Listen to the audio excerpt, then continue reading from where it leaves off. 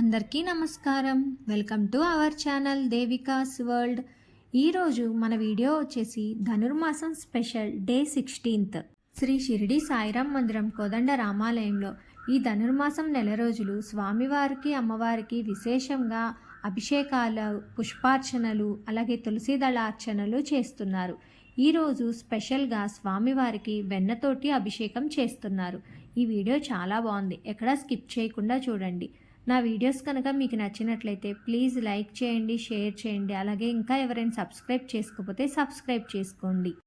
ఈరోజు తిరుప్పావై 16వ పాసురం.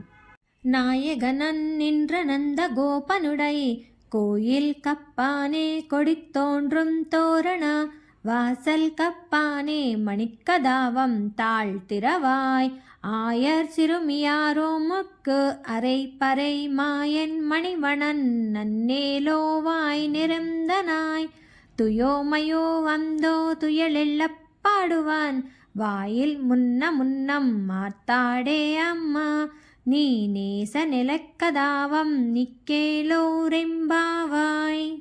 మాకందరకును ప్రభుడైన నందగోపనుని యొక్క తిరుమాగిళ్లను రక్షించువాడా, మమ్ము లోనికి పోనిమ్ము.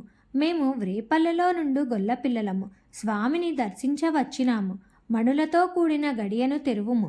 మేము స్వామికి శరణాగతి చేసిన మణివర్ణము గల శరీరము కలవాడగును శ్రీకృష్ణుడు మాకు పా అను ధ్వనించెడి వాద్యమును ఇత్తునని నిన్ననే వాగ్దానము చేసినాడు. ఇప్పుడు అనన్య ప్రయోజనములమైన స్వామి నిద్రలేచునట్లుగా సుప్రభాతమును పాడగా వచ్చాము. స్వామి, నీ నోటితోటి వద్దని చెప్పకుము.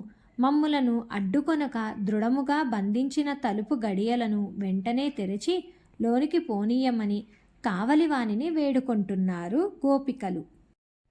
ఈ విధముగా జరిగినదంతను మనకు గోదాదేవి ఈ పాసురాల రూపంలో తెలియచేస్తున్నారు.